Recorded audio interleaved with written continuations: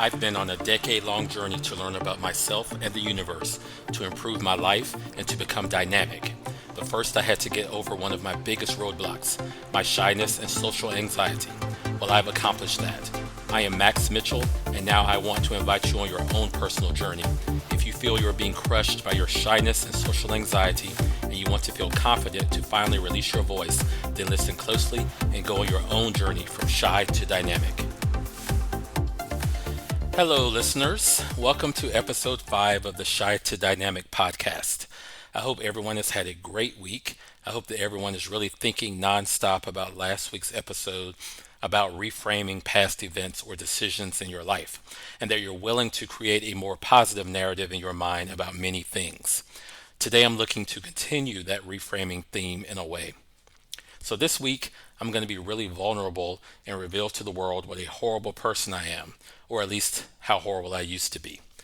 I confess that I have envied others so much in the past, including good friends of mine, and I was a total jerk about it, and I really regret that, and I apologize right here to any friends I have been a jerk to. I have envied people about various things. I have envied other people's wealth. I have envied my friends when they always seemed to be on vacation and the fact that they had enough money to go on so many vacations. And most often, I envied other people's romantic relationships. I've envied other people's ability to get dates and find a relationship so fast, while I sat around and I could find no one. I have envied other people's social skills at being the life of the party and their ability to make so many friends and to have such a great social life. I'm sure that many of us have been envious of other people in our lives, and many are aware of the various ways that envy shows up in how we react to people. Often we express our envious feelings as feelings of annoyance, or judgment of other people, or false pity of other people. In my own life, being annoyed meant that when I saw someone on yet another vacation trip, I would just roll my eyes and suck my teeth as I scrolled and looked at every one of the pictures they posted. Or I would take the opposite tack and I would immediately scroll past their post entirely. But either way, I definitely would not like their post because I definitely didn't want them to think I approved of their seemingly extravagant lifestyle, as if it mattered to them either way whether I approved or not. I was just so annoyed that I just couldn't stand it. I wondered, where were they getting all this money that they could afford all these trips? Did their job really pay them that well? Did they receive some type of inheritance? I felt that even though I had a great job myself, I knew I couldn't afford all of that. How could they? Deep down, I knew what the real reason was. I knew that one, I didn't know how to manage my money very well, and I was mad that they did know how to. And two, most often these traveling friends were often in relationships, so they had the benefit of the double income thing going on, and I was envious that they had that financial advantage, and plus they had their own personal romantic companion to take all these trips with. Other times I would judge people and pity them. I had friends or acquaintances who would meet someone and they were in an instant relationship within a few weeks or a couple of days. I was like, how is that possible? I thought to myself, they must be pretty desperate for a relationship to just meet someone and immediately be joined at the hip. Good thing I wasn't that desperate, right? I thought it was such a shame that they didn't even take time to get to know each other first. And then I truly believed that there was no way that their relationship could possibly work out. It started so fast, so it would fizzle out fast too. Or at least that's what I hoped. I felt pity for them in advance. A false pity, of course. And then fast forward a couple of years later, and the couple was still together, which was all the more reason for me to continue to envy them. Why was it that no one ever met me and fell in love with me instantly? Well, technically, that's not even true. There were plenty who wanted to date me instantly, but I did not want to date them for various reasons. But as for my friends, it seemed that they met and they were perfectly matched from day one and they were inseparable. So if a close friend of mine got in a relationship, I would distance myself from them just because it annoyed me so much to be around them and potentially their loving partner. I would justify it by saying, well, now that they don't have time for me anyway, I'll just stop communicating with them as much or hanging with them as much because they've got this new perfect person in their life anyway, right? Man, I was a jerk, just despicable. So I damaged several friendships that way. and my bad, envious attitude brought bad karma to me, and I remained single. Sometimes I would judge people I didn't actually even know, and I would make assumptions about them so that their luck or blessings would make sense in my own mind. I would see couples on Facebook who, in my opinion, were severely mismatched. I thought to myself that the unattractive person in the relationship must really have a lot of money to be able to attract the hot one. I figured there had to be some logical explanation for their relationship. And of course, I never found out the reason they were together because hot people don't typically explain why they date unhot people on Facebook or anywhere else. And the less attractive person doesn't typically lay out their strategy of how they attracted that hot person. So I would block the person on Facebook because I judged their relationship as ridiculous and unacceptable to me. Of course, this was only because I was incredibly envious and I wanted to date a ridiculously hot person myself. Judging people like that makes you feel better about yourself and takes a little bit of the edge off of what you feel that you're lacking in your own life, or at least it seems to. Pity is a punishment you inflict upon them for having the audacity to have something that you want. Some of you out there might be envious of people too. You might say, "Oh man, that jerk gets on my nerves. He's always buying new clothes or some new gadget." When in reality, you wish you were able to buy more shoes or furniture or whatever it is you're not able to afford. One of you out there might say, "She has all that money, but it's a shame that she spends so much time at work instead of with her family." When truthfully, you wish you had the work ethic or whatever other quality exists that would allow you to be as financially secure as she is. But holding on to your envy only leads you to continue to stay in your current state of envy and bitterness. If you focus repeatedly on these negative emotions, then that's what you will continue to see and think and feel and receive from the universe. You will only attract more despair. Therefore, in order to improve your life, you must change your focus. You should flip the script and not despise them for what they have, but instead get inspiration from them so that you can get your own version of what they have. In other words, you need to admire them, not envy them. This is the shift I decided to make in my own life. All of a sudden, one day, I decided to change my mindset. This was because I could no longer tolerate my own negative feelings any longer. Envy simply just does not feel good. And I firmly decided that I was going to end it all. The negativity, I mean. I had to make a change in order to make myself feel better. I decided that I would literally admire these people that I was once so envious of previously. Another colloquial way of saying this: don't hate, congratulate. If I saw someone go on vacation a lot, I decided to look at that as my goal. I knew I needed to figure out how to get control of my own financial life so that I could go on vacation. Not necessarily as much as they did, but often enough for my own liking. I decided that if I saw my friends and peers get into relationships, then they would become my role models, not my enemies. I decided to observe their interactions.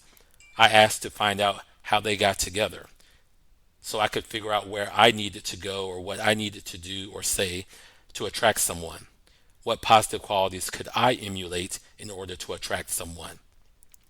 One of the first things I could do was to change my envious behavior and stop hating on other people's relationships. That alone would make me more attractive to others. If someone was in a mismatched relationship, I might say to myself that the less attractive person must be a fabulous and loving and dynamic person to be able to make that hot person love them. Maybe I could develop some super dynamic personality traits of my own.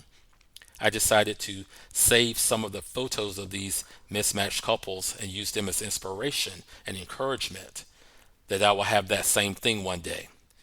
Not necessarily that I needed to find someone much hotter than me, but at a minimum, someone that I'm very attracted to. If I saw someone was kind of a social butterfly, I decided to figure out how to be more social in my own way, which led to me finding a bunch of meetup groups here in Charlotte and eventually meeting a bunch of friends and people to hang out with.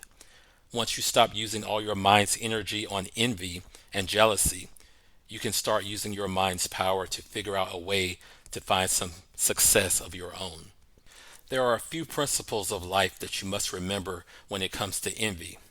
First of all, what you want for yourself, you must want for others. I began to be resentful of other people's relationships. I would root for the demise of their relationship. But how could I want other couples to fail, but then want all my potential relationships to succeed?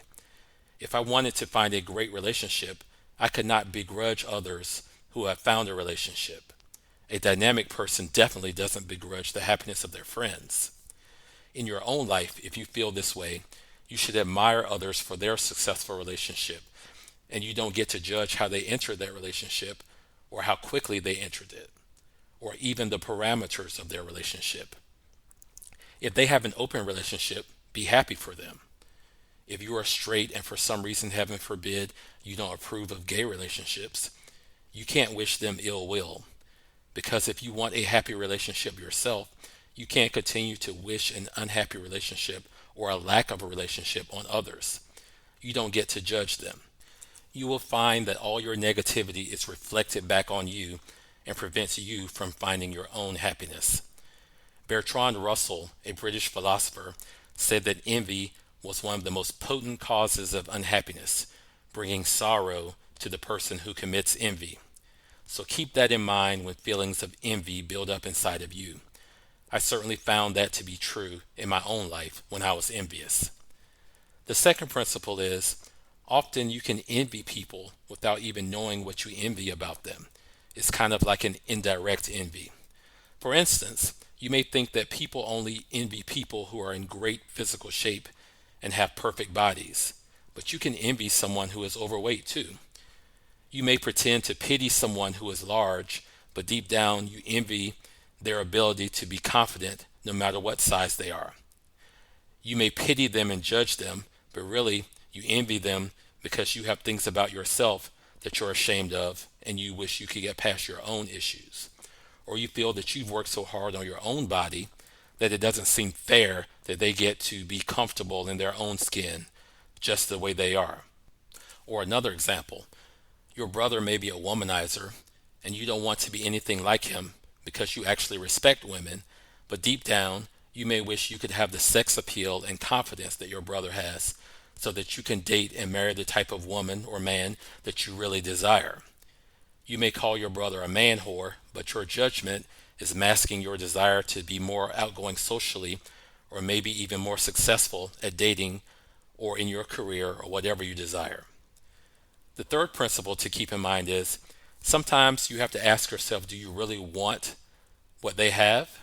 If not, then why be envious of them? In my case, I had to ask, did I really want to get into a relationship really fast? Probably not. I mean, it would be flattering to have a mutual attraction so fast, but does that really work for me?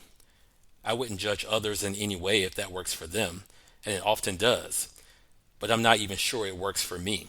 I'm someone who's a little more cautious and skeptical, and I need a lot more time to figure the person out and decide if I want them in my life full term. I guess I have commitment issues. So why should I be envious of people who get together quickly? Do I really want to date someone who is way out of my league? Probably not. I'd have way too much insecurity about holding on to them. I've built a lot of confidence in the last few years, but maybe not enough confidence to date someone who's super hot. So why should I be envious of physically mismatched relationships? Do I really want to go on tons of vacations? Probably not, because I hate to fly. So why should I be envious of people who go on vacations all the time? Do I really want to make a lot of money? Well, yes, I do actually. But do I want to be a high-powered executive or CEO in order to get that money? Maybe not. Do I really want that much responsibility? So why should I be jealous of extravagantly wealthy people? I read a great quote about envy in an article on medium.com. The author's name was Pat Villaserin, if I'm pronouncing that correctly.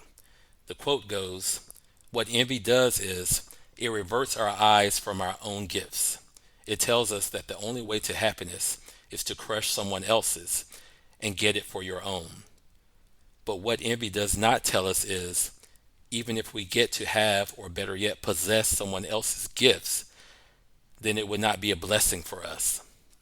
So when you envy something you don't even really want, you have to figure out what it is that you do want. and go at lightning speed towards figuring out how to get it.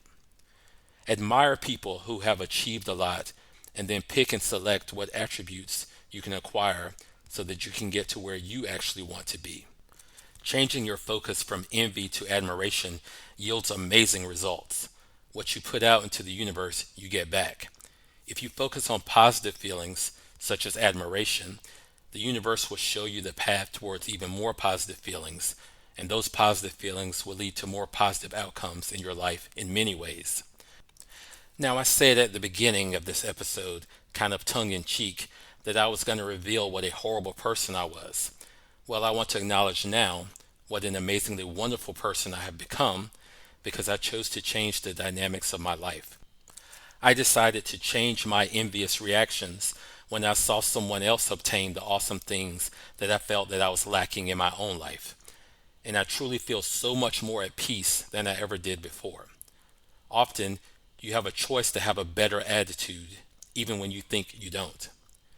So that's my topic for today. I have dedicated this episode to the city of New York. At this point, I've gotten to the phase where I'm just simply dedicating my episodes to the largest cities in America. So I may not have a personal relationship with every city going forward, and I may not be able to connect every city to the current topic of my podcast. But in my weak attempt to do so today, I can say that New York is an awesome and unique and of course a dynamic place. Many other cities envy the energy, culture, excitement, and dynamism of New York, but they definitely don't envy the traffic and the attitude. And that concludes the New York episode. So if you have enjoyed this episode and you've gotten something valuable or useful out of this episode, then please give me 5 stars and write a review. Also, please pass this podcast along to your friends or family or anyone you know that could benefit from it as well. If you like, please contact me at one of the contact options listed in my podcast description, such as Instagram, Facebook, Twitter, or Threads, or visit my awesome website, even if it's just to say hi or to thank me. As always, remember to show up and deliver for yourself today and create a new dynamic version of yourself. Thanks so much for listening. Episode 5, the New York episode, is now done.